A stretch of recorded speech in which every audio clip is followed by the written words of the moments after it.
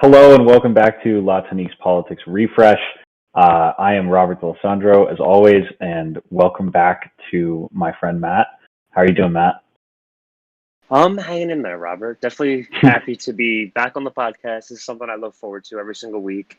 And I wanted to do it last week, but man, have you heard about this coronavirus thing, man? It is pretty serious, I've got to say. It was, yeah, I knew it was bad, but you don't really know how it's going to affect you. It affects everybody a little bit differently. Some people experience no symptoms, some people are knocked out for a day. I was knocked out for 5 or 6 days, just total fevers, nausea, muscle fatigue. But and even now, like 10 days, 11 days later, still some symptoms. So yeah, can't wait to get the second dose of the vaccine. So and hope no one else out there has to go what I went through. But happy to be back. Well, we're very happy to have you back here. We're glad you're going to be feeling better soon, hopefully, and the vaccine rollout is going well so far, so good. Our first topic of today is the Amazon unionization vote that went down in Alabama. The workers only voted with 16% in favor of union, with the vast majority voting against it. I've got a quote here. Labor advocates expressed dismay after a push to organize Amazon's Alabama warehouse was rejected by a surprisingly large margin of workers amid fierce opposition from Amazon. So, in addition to that, Amazon is facing claims that they intimidated and strongly advocated against unionization, which, of course, a large multinational corporation with a ton of workers that do not pay them particularly well and punish them for all sorts of, infractions would. And Amazon, just an hour ago, vehemently denied that it did anything along those lines. So let's get into it. Let's talk about it. What does this mean for the future of labor in the U.S.? We faced unionization as a country a long time ago, and, workers united and fought for their rights. However, as new corporations have emerged and new fields have developed, there have been a lack of unions in those industries, like Amazon. What do you think, Matt? Yeah, well, coming from two ways. My dad is a part of a union for just say a delivery company. And obviously he's a big fan of unions and he's a big union advocate. I think, do the workers in Alabama, I would like to know sort of where they align politically or traditionally, like maybe they just aren't into unions. I think they're sort of like Yeah. a lot of people who are sort of high-minded about this sort of thing and think about labor and write about labor, they're sort of envisioning that these workers are just like really fighting for their rights and they can't get it. And they're just, if they had the opportunity, they would unionize. But quite frankly, maybe the workers in Alabama just aren't aware of what that means for them, right? Like, is it possible they don't realize, or maybe they've been told that unionization would be bad for their jobs, they might get fired? It's totally possible that Amazon's pushing that sort of narrative, right? I mean, it's totally against their interests to unionize their warehouse, right? Amazon's interest, absolutely. Yeah. It's just it. I think something else that could be playing into this is that Alabama is a deep red state, and for years at this point, unions have consistently backed Democrats. Not all unions, but the vast majority of them. Joe Biden was elected on a huge union push. Talking about strengthening unions, he comes from a middle-class family and understands the importance of them. And Marty Walsh is his labor secretary, who's a major union figure in Boston. These are people these are Democrats that are fighting for unions. So if you're an average Republican voter, you're probably not into unions in the same way. Even though it would do a major benefit for you, which is interesting to me. Yeah, I mean, if this is in Ohio or Michigan, you might see something totally different. I think the fact that it Yeah, is in Alabama, that's just the culture. Like they're not thinking about it that way. I wonder, you know, to see that it lost as big as it did was kind of surprising because you would think just in general, like if you're taking any, working class population, you would be able to get like 30-40% of people yeah. into it at least. But with this, it really looked like it almost looked like it was fixed. Like they were I completely know, right? Like against it. the percentage is almost too low. And there are pictures online of signs that Amazon, the company put up to demonstrate that their opinion on it. And I really doubt that there wasn't any interference by Amazon at large in this vote. Not like stuffing the ballot box per se, but influencing their workers and Well, semi-threatening things of that nature. I well, would let's not be be honest. surprised. If they unionized, there probably would be some sort of layoffs. Like, I mean, Oh, definitely. But the theoretically, thing but is, then you're locked in. could But they then you're afford it? locked into a huge legal battle over that, right? If they vote to unionize and they become a union, then they are given all sorts of collective bargaining rights that they're not afforded as individual workers. So it's Right, but I think Amazon would take that lawsuit before wanting to unionize its entire warehouse. Like oh, they definitely, they'll put the cost onto the workers, right? Like, could Amazon afford to unionize and sort of give their workers more? Of course they could, but yeah. I mean, Jeff they're a Bezos is business. They're just not going to do it that way, right? They're just going to try yeah, to shift the cost onto the workers and onto the lower half of their on the workers, and they're just going to say, well, sorry, now we can't afford it. We have to make layoffs. right. Tough luck. And you know, Alabama, it's their job. They don't want to. I've heard you hear those crazy stories about the warehouses where people are like peeing in bottles and they have Yeah, and really they big just time crunches and they work long hours. And um, yeah, I don't know what else to say about it, to be frank. well, something that is interesting is that the figurehead of Amazon, the founder Jeff Bezos, he is worth an ungodly sum of money, right? I, billions, just billions of dollars. Um, and he continuously is profiting off of, his workers in this way. And it reminds me a lot of the situation that was going on with the Rockefellers and the other robber barons, where they had a near monopoly on an industry and the workers were trying to unionize and they would send in strike breakers or things of that nature in order to stop unionization. And our economy at large also reminds me of that time because we have one of the greatest wealth disparities, in our history since the railroads and steel and oil were all under monopoly control. There's a concentration of wealth at the top that has been significantly speeded by Reaganomics, and it remains there. It does not trickle down, and it's we're talking about unions as a force to give workers more rights, but we've seen this in history before, and eventually, I think it will reach a tipping point where unions eventually become popular enough with the newer companies, and they secure better paying better paying jobs with healthcare, good coverages, more protections for individuals, not having to pee in bottles while they are running across the country on a deadline. These are all things that I think will happen eventually, but will be a brutal, long campaign just to get us back to where we were. Well, to your point, I mean, it almost feels like unions are like a relic of an old past. Mm-hmm. Really, I mean, unless they've been like grandfathered in, right? Or we're talking about like private unions. Um, they really like. I feel like labor, that sort of thing, is something that is much more popular in Europe.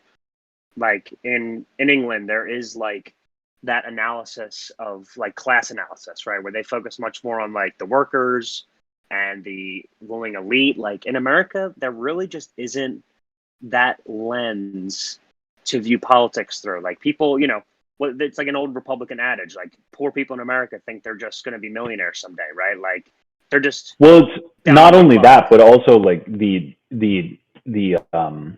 lens of race instead of class is almost replaces it in the U.S., right? Where you have a very diverse country that where both where it actually applies more on class than anything else in terms of like what is actually accomplishable. However, racism is a very pervasive issue in this country.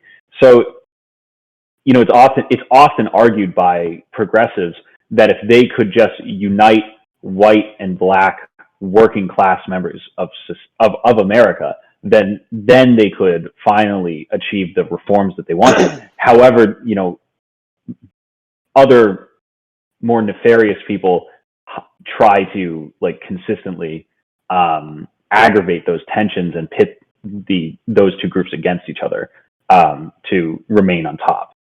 I'm starting to get real Alex Jonesy now. I'm starting to think that this like I don't like that at all. No.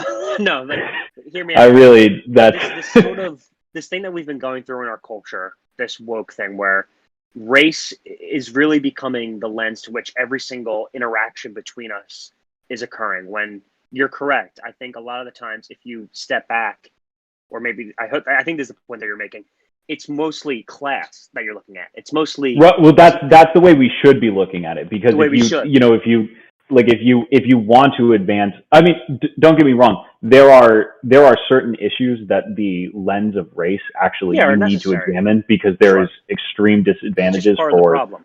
Right. But when you scale it back even further, you can go back in history and look at like when you look at like Reconstruction in the South, you had white working class people who were basically just as poor as the people who had just been freed from slavery. And the plantation owners utilized racism and racist tactics to pit those two groups of people against each other. And that sort of strategy has been flowing through our history. And it's what keeps the extremely wealthy extremely wealthy.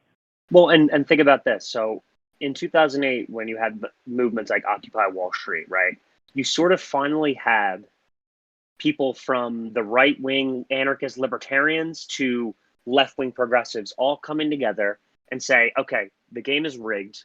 We need to do something about this now. It almost seems like now these corporations have pivoted and they're now doing the woke politics stuff because they know if they just sort of, they'll fly the flag, they'll put the stuff out on their social media that says all the right buzzwords, then they don't have to address the fact that they are really protecting, the top 1% of this country. They're pitting us against each other. And, we should be uniting. Well, geez, I sound like Bernie Sanders over here. We should be. Yeah, I was going to say, you went full political spectrum. That was funny. Yeah. Well, because, people, poor people have a lot more in common across, racial boundaries. Their enemy shouldn't be each other. The enemy, enemy should be people like Jeff Bezos, who are using their money to influence politics in, nefarious ways. Yeah, I mean, the amazing thing to me is that Republicans are trying to rebrand themselves as the working class party, right? However, at the same time, they're actively campaigning against H.R. 1, which would get rid of dark money in politics and stop billionaires and corporations from being able to spend all this money in our political system. So I don't think it's going to work because, they're actively doing things to pursue the interests of billionaires, but we'll see. But why wouldn't it work? Again, like the Republicans and Democrats have this game set up where they can just use each other as punching bags. And, it's not like the Republicans, even though they may not be that, they still have their base of poor working class. Oh, they'll always have their base. But what I'm saying is they're trying to rebrand themselves to like capture Democrat working class populists. votes. Yeah, they're trying to be populists, essentially. But I don't think that works when Democrats, are pushing HR 1, which is favorable with 70% of the population, something like that, including 50% of Republicans. That's just not, you can't actively work against what you're saying and not have it hit you eventually. You'd be surprised. I'm just saying, like, if you're peddling policies that are not popular, Sure. right? How can you be a populist? It's a difficult line to walk. Is my thought. It is a difficult line to walk, but I think now, now it's all branding and PR. I mean, this is what it is, right? I mean, it's all media, and it's how they present themselves. I mean, this is what they're doing. Like, to be frank, I keep saying to be frank, but Americans aren't really interested in policy. They're not. Like, that's not where the money is. That's not where the voters are. They're interested in the culture war, and as long as they keep that going, they'll be able to have a certain section of the base that'll follow them, and we'll go along. I mean, are Americans really talking about HR1? Like, how many people do you know who know what that is? Well, I think that's not a great example for me, because like I'm only friends with people who consistently talk about politics like you. So, well, not only friends, but I'm primarily friends with those people. I'll say me. So, my friends, no idea. They would not have any idea. Well, that's interesting. And this is something that we talked about 2 weeks ago, why I'm not the biggest fan of democracy. They don't even know who their senator is. They have no idea they don't pay attention to politics at all.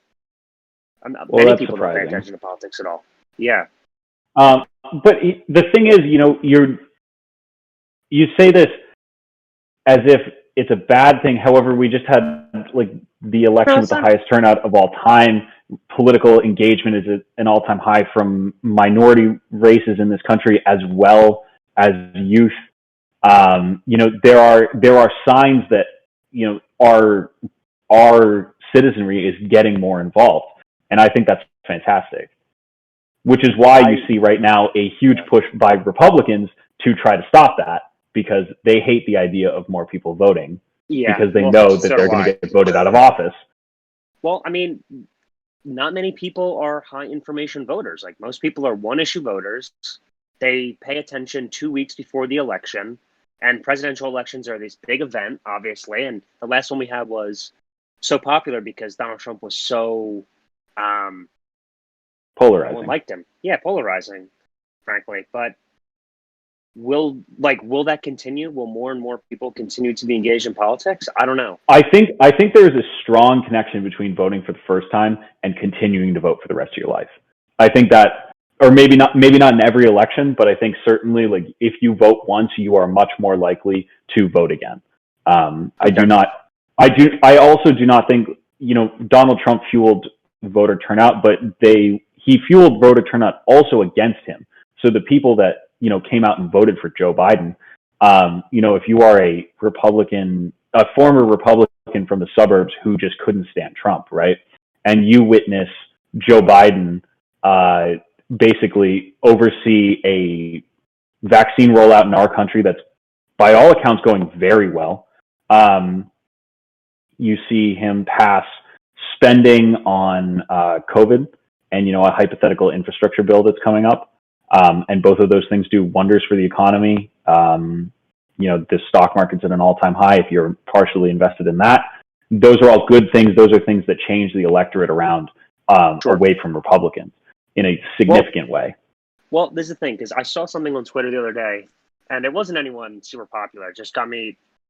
It was sort of like a window into the mindset of a certain person, where they were talking about how they said Republicans will never win another election, and that the Democrats have the game locked up for 30 years. I just want to warn people, because the only person to get more votes than Donald Trump than Joe Biden was Donald Trump. Yeah. I mean, like 75 million people voted for him. The game is not over. No, the game's not decided by any means. But what I'm saying is, if you lose, Republicans were consistently competitive in the suburbs because of their fiscal priorities and keeping taxes low. However, if Joe Biden's able to demonstrate that if you're not making $400,000 or more per year, he's not going to raise your taxes, which is what he's demonstrating throughout his policies. And this is policy that people will pay attention to because it affects their bottom dollar. Sure. Then you look at either a Democrat who, in general, we are running moderates, and unless you are a progressive district or state like Massachusetts, Vermont, California, you will see a moderate Democrat going up against a Trumpican. you will see, because they are the ones that will win those primaries in no matter what district, because there are enough Trump voters in that district. So you will see a crazy person like Matt Gaetz or Marjorie Taylor Greene or Lauren Boebert going up against basically. I don't know if they're the same. I think there's a little bit difference. Matt Gaetz is, obviously in a lot of trouble. I don't think he's the same thing as a Lauren Boebert, though, or Marjorie Taylor Greene. I think he does not spew the stuff. He doesn't say the stuff that they say. However, he's the only person who's voted against the sex trafficking bill in the House. Like, there are clear deplorable things about his career as a politician that come to light consistently in a very Trump-esque way. And so when you pit those two against each other, the suburbs kind of slip away from you. And you're then left with rural districts gerrymandering to build up your majorities in the House. And that only holds for so long. Eventually, you will see the dam break, and voting rights will be brought into, it takes one Senate race going the Democrats' way for voting rights to become law in this country again. And that would be a huge win for civil rights everywhere. I mean, but voting rights, like, we just had the highest turnout ever, and there's more people engaged. How is there not voting rights? Well, the thing is, there's not voting rights because Republicans are trying to pass like 5,000 laws in different states against, basically targeting Black and poor people and preventing them from voting, making voting more difficult, requiring more IDs, which, ID laws disproportionately affect Black people, who generally skew Democrat. You see gerrymandering and anti dark money and ending Citizens United. All of those things would really be death blows to the Republican electoral system as it currently exists, because they cheat and lie and take money from billionaires to make their majorities possible. I mean, talk about taking money from billionaires. The Democrats also take money from billionaires. I mean, right, but they're actively campaigning. But they're actively campaigning to stop that. This is the thing. They're not equal. They're not equal parties on the same footing just because they take money from billionaires. There's one party that's trying to stop that system from existing, but takes the money because they need to compete. And then there's one system where you have, voter suppression is the only unifying call for Republicans right now. I don't know if it's the only unifying call for Republicans. I mean, what's the other one? QAnon? Unfortunately, because there's a small but meaningful percentage of Republicans who hate that, and there are elected Republicans trying to campaign against that. There's nothing that unifies this party right now, because there's a civil war going on between Donald Trump and Mitch McConnell. And the only thing they can all agree on is that it should be harder for Democrats to vote. Yeah, well, I kind of agree with that, but I don't really care. That's just like a messed up opinion to have. There's study after study that people are not informed. They're not voting on policies. People are voting for a candidate that they think is cool, popular, whoever has the best zinger, whoever looks the best on camera. I would love if more people, would I love? I'm not sure. If more people were as, involved into this stuff as you, but that just isn't the case.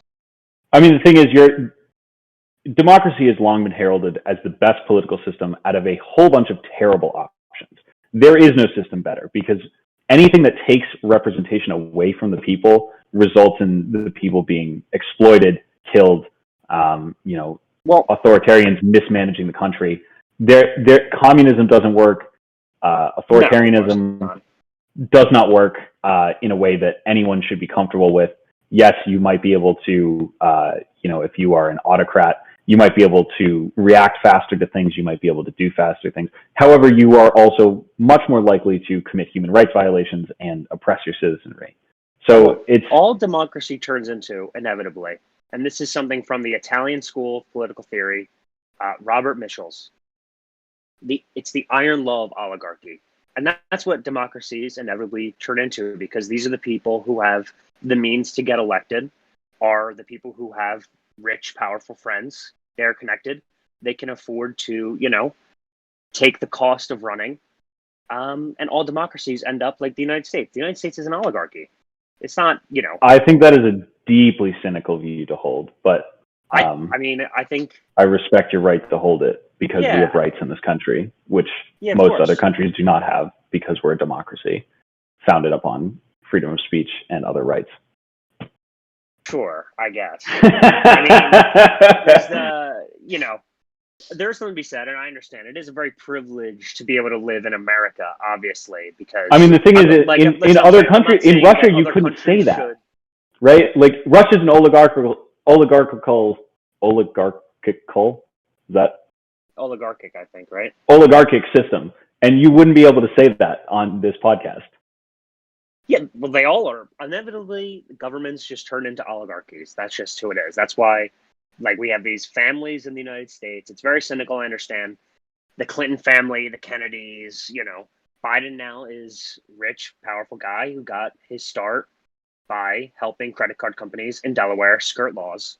And now he is pushing for higher taxes on corporations and for people making $400,000 a year to try to, beef up our infrastructure, create millions of jobs, and, revolutionize the American economy in a way that hasn't been done since Reagan. He's trying, but the gap keeps increasing. The rich are getting richer. Right, and that brings us back to unions, where I think there's going to be an ebb and flow of unionization in this country that eventually returns some of the wealth back into the hands of the people. Yeah, maybe. We'll see. I would rather definitely a maybe. But we'll see. There's a lot of hurdles that are going to be in his way. So yes, I agree. You want to move on to China and vaccinations? Yeah. I actually saw something for the vaccines in China are actually not as effective as they first purported them to be. Not as effective? The vaccines aren't as effective as they thought. I mean, that doesn't surprise me at all. Basically, they pumped out a semi-complete, vaccine model, and then their testing was, let's just give it to our population and see what happens. Yeah. Do you want to read about this? So, I mean, yeah, sure. China. Go ahead. No, you go for it. Oh, you got it. Yeah. So, I mean, we were talking about vaccine diplomacy. China sort of leading the way. So we have here, the U.S. accounts for 27% of the world's coronavirus vaccine production, but 0% of global supply beyond its own borders. People want that to change. And I guess I would say is let's get everyone in our country vaccinated first who wants to get vaccinated before we start worrying about other people. But, China's gotten a head start on vaccine diplomacy, sending millions of doses all over the globe. Experts say it's in America's interest to compete in the race to vaccinate the world, and calls to start doing so are getting louder. So I guess is the idea here that China sending vaccines abroad is sort of buying them goodwill with these lesser developed nations?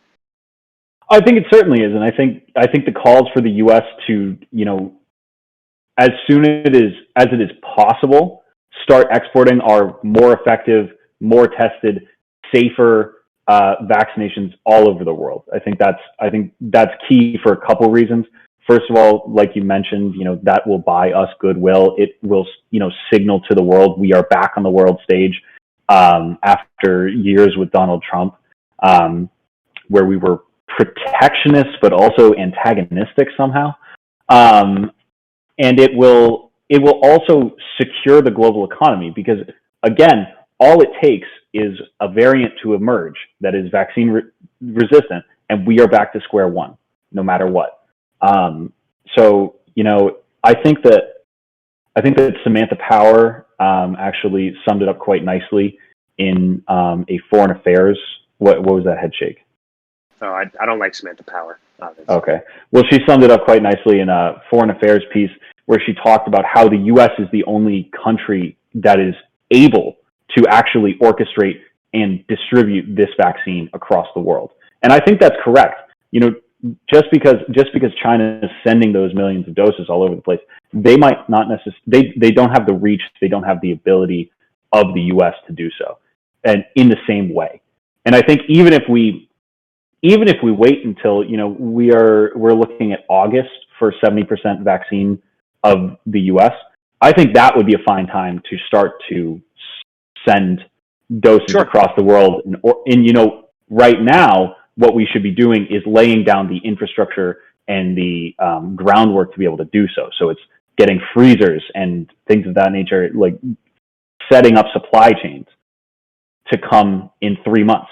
And I think that could be something that would be really successful. Yeah, I think definitely we should at least start over here in North and Central America, start to vaccinate to our friends in Central America, start going down south and South America, sort of almost a Monroe doctrine of like vaccine distribution. Yeah, and that'd be great. Start sending it over to, Africa, North Africa, Middle East with our partners. I'd love to see East Asia. Like why not, right? Yeah. Why not directly compete with China? Because they're not going to take the Chinese vaccines, right? No, probably not. Well, do you think, what is Japan and South Korea doing? I'm sure they could do it. They're advanced. I don't think they have a vaccine developed is the problem. Really? And I don't think so. And I think that India is the major. I haven't heard about one anyway. It's entirely possible that they have. You're right. I haven't heard of one either. But India is this major vaccine producer in a way that not developer, but they actually physically make the vaccine. So I think a partnership with India is something that the U.S. should greatly explore for that region of distribution of our Pfizer and Moderna and Johnson & Johnson vaccines. The fact that we have 3, by the way, is a huge difference between every other nation. We have 3 that are largely considered, Johnson & Johnson's protection is lower, but is a one-shot, which is extremely different and easier to distribute, especially in parts of the world where you might not have repeat people coming back. I was going to say, that's going to be the difficult part in some of these underdeveloped countries is you have to get 2 jabs. Right, but if it's Johnson & Johnson and you just one, right, and it's, the freezer conditions for that are different, that's a significant advantage that we have had in using our capitalist system to develop multiple vaccines. Really is the beauty of America that we got 3 companies that were really fighting to be the first ones. And because of this competition, they all end up kicking ass, developing a vaccine. And now, you can go to your local CVS. I got my vaccine right at Walgreens. That's great. Or I'm sorry, CVS. Went right down, took less than 15 minutes, and boom, you're out. I mean, that's amazing. And the fact that we are, I'm 22. Are you 20? I'm 26. You're 26. The fact that we are on the table right now, that's remarkable. We're in the 30s for first dose of vaccine, 20s for fully vaccinated.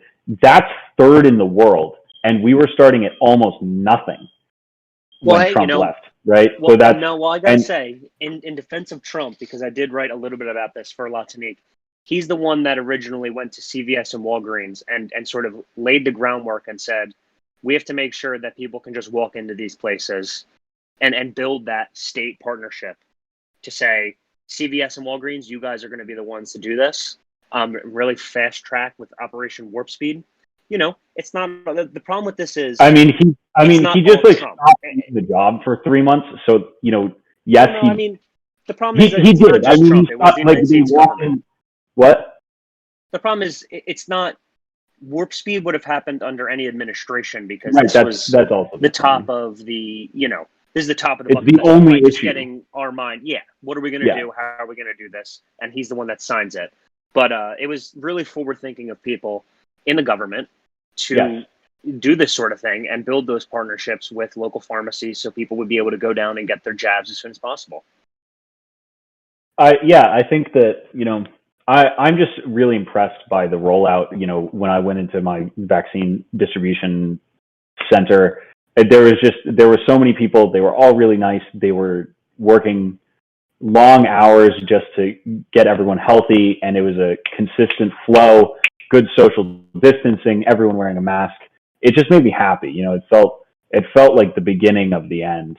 Have you seen the movie Contagion? I have, a long time ago. There's a scene in it where people are walking around getting vaccinated, and walking through triage centers, basically, that that's exactly what it reminded me of. It's not the same at all, thankfully, in terms of disease severity in that movie and this real life. But we're opening back up. We are getting safe. Our critically endangered people are getting vaccinated, and they're going to be safe because of it. I think that's remarkable, and I think if we can share that with the rest of the world, once we've taken care of ourselves, like you said, that will be something that vaults America back into, world leader status in a way that nothing else can. What do you think about, there's been a lot of, one thing I will say that has not been good on the vaccine front is the messaging around the vaccines. I think it's been just very inconsistent. I think it's been very inconsistent, of what people are allowed to do, what they're allowed to go. The CDC has been frankly like, they're scared because they want to get it right, and they want to make sure that, they don't want to screw themselves because, people are, doing things that end up being wrong. Yeah. But what you see a lot now is, I'm worried that people aren't going to get the vaccine. Like, a sizable number of Americans are sort of have this vaccine hesitancy. Well, I think that I think you can actually look towards Trump for that being the case. I think that, it's 50% of Republican men. That's the largest group of people that right now are hesitant or refusing to get the vaccine, saying they won't be vaccinated. And I think that, you had a person who could have championed the vaccine. He could have gotten it publicly. He could have endorsed it. He could have said, this is great. We need to all do this. We're in this together. And he didn't, because, he's a sore loser and he lost the election, and he wants to create chaos for the Biden administration. But he also likes taking credit for Operation Warp Speed and stuff. Right. So I'm not a Trump whisperer. I can't tell you what's going on in his head, but I can tell you that, taking the vaccine in private, not publicly endorsing it, not talking about it, not,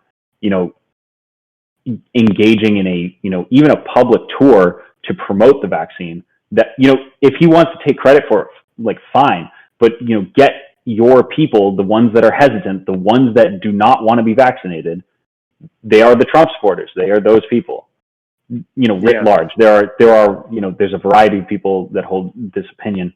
But still, it does seem like we are on track to hit that 70% mark.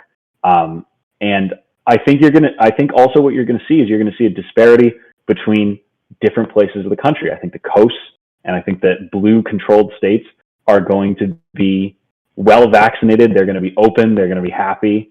And I think the disease is going to stop spreading there. And then I think you're going to still see a holdout in places like Texas, where, they have large population centers, but people don't want to get vaccinated.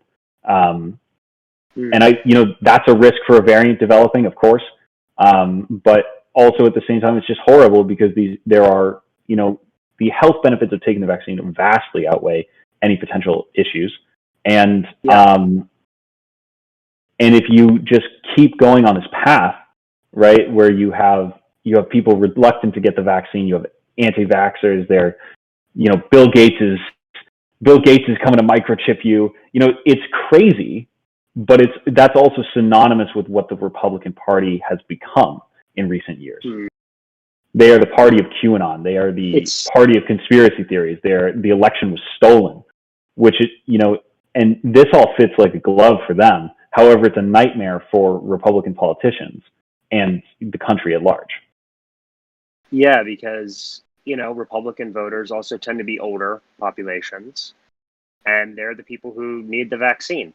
And this is something that we talked about the last time I was on the podcast, and this is why I think he has such a good chance to win the Republican nomination for president when it happens. And that's Ron DeSantis. Oh, DeSantis is interesting. It's interesting to watch him talk. He's very Trump emotions. Yeah. But he's also way more coherent. He's actually believes in the vaccine, and he's rolling it out because he has a very old population in Florida.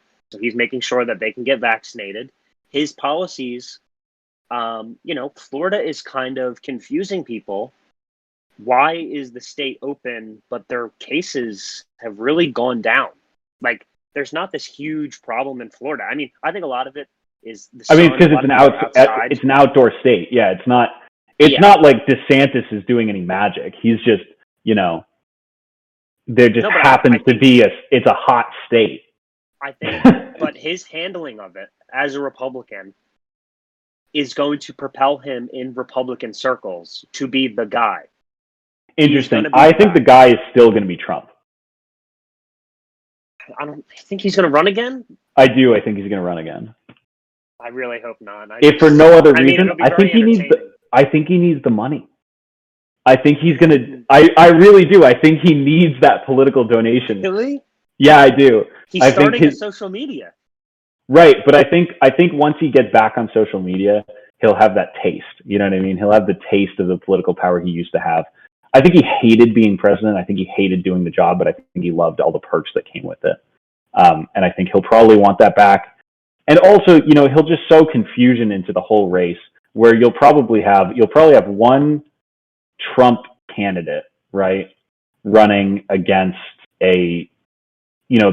because Donald Trump hasn't really gotten in the race, but he might still. And you'll have one Trump candidate get in the race, and say something like, "Oh, if Trump wants to run, I'll drop out.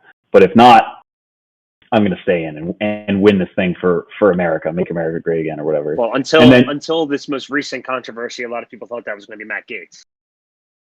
Yeah, that's exactly right. I mean, Gaetz is, I'd put him very likely that he gets arrested and indicted sooner rather than later. I think that Greenberg is going to flip on him.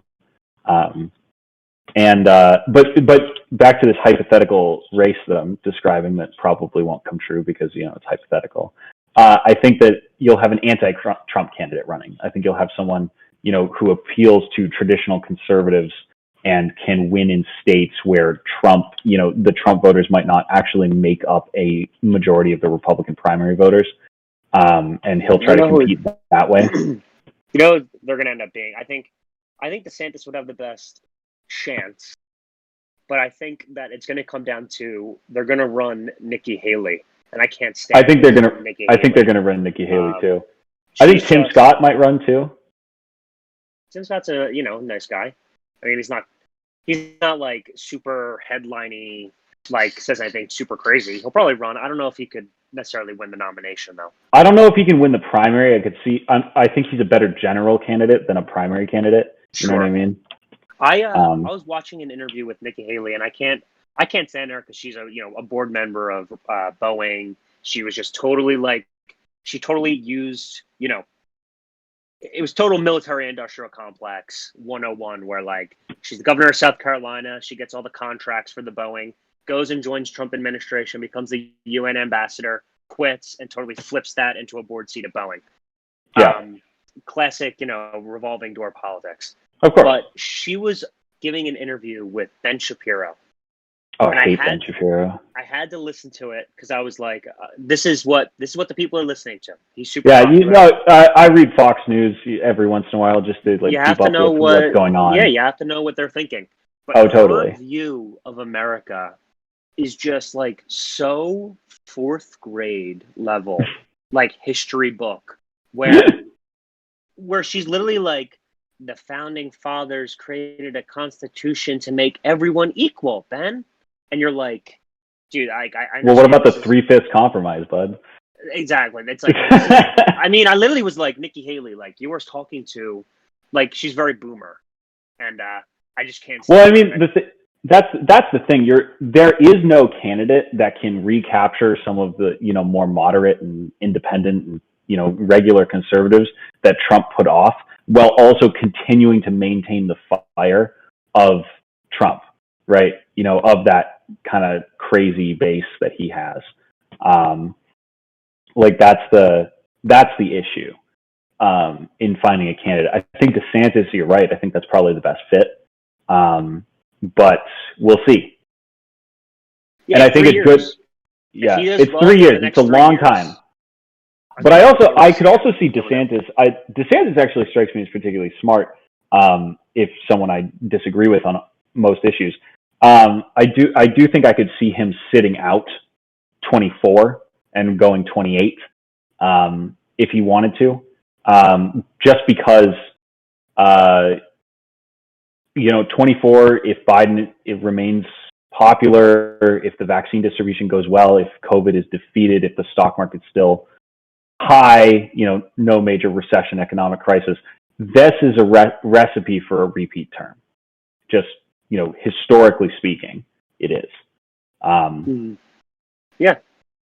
So we'll see. Yeah, I don't know if Biden makes it. I really think Biden is a bridge, and I think he's going to hand it over to Kamala at some point in terms of running in 2024. I think if Kamala runs, I think you will see a far more competitive and real field of Republicans in a way that you would not see otherwise. Yeah. Let's we didn't have this on the docket, but let's switch here and very completely from left field, but have you been keeping up with what's going on in Myanmar by any chance? I'm generally aware. I'm not aware of the the individual numbers of civilian casualties every day. I think it's 600. There was 600 today. As in today, like that's the number. Oh, I saw that report as well. Yeah, 80 people yesterday. Someone in the military they like fired grenades into a crowd or something. Yeah. And what originally happened with Myanmar was the former president, Sen, I don't want to mispronounce her name. Sure. But I think it's Kyi is her last name, Suu Kyi. But she won the Nobel Peace Prize in like 1999 because she was fighting for democracy in Myanmar, and she was locked in prison for like 15 years. Eventually comes out, wins the Nobel Peace Prize. But then last year or 2 years ago, the military in Myanmar started clearing out the Rohingya Muslims in the west of the country, Rakhine State.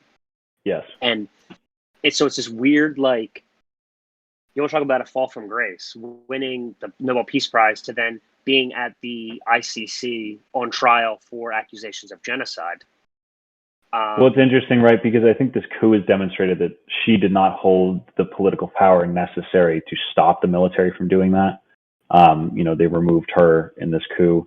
But it's certainly a complicated and, both light and dark history of this woman. Activist, president, war criminal, potentially, who is now under house arrest, and the military junta is running the country. But today, these protesters, these democratic protesters that just will not stop. It's amazing.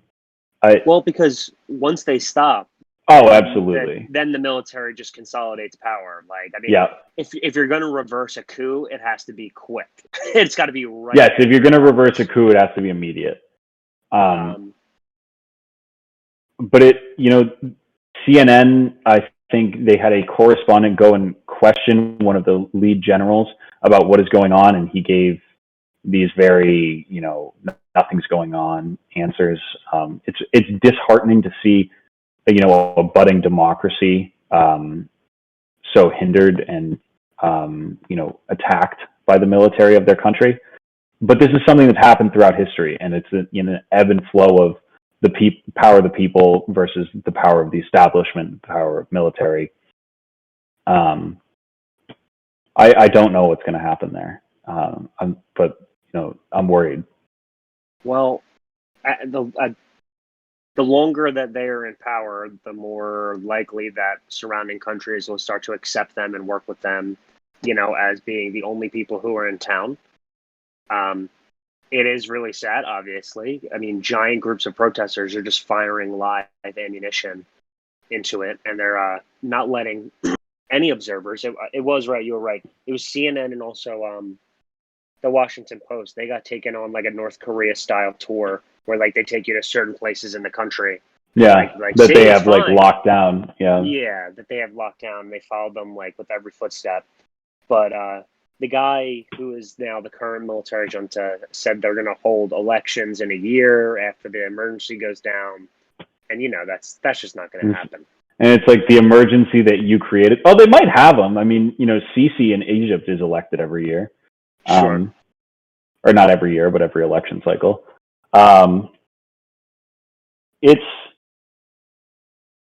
it's both incredibly heartening and disheartening to see what's going on there. It's remarkable from the perspective of it's that the protesters are able to keep doing this, and I wish them all the luck and courage in the world.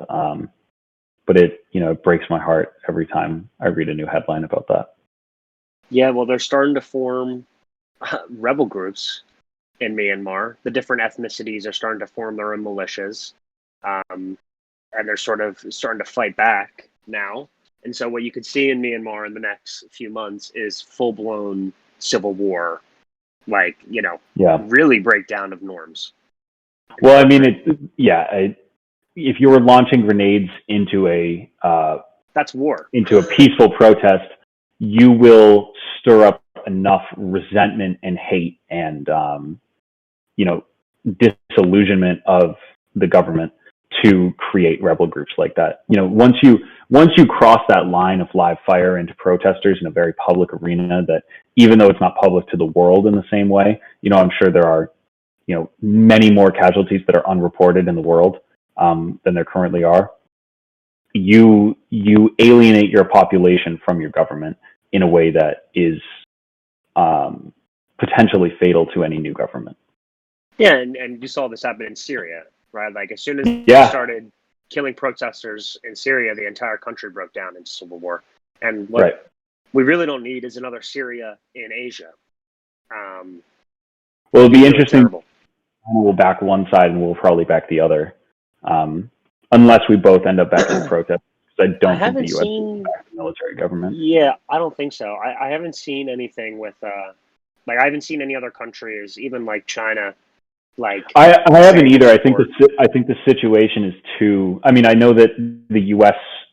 Either restricted or cut off trade from Myanmar. They sanctioned. Yeah, they sanctioned them. But it'll be interesting to see what happens. This will probably be an ongoing humanitarian crisis that develops in this country.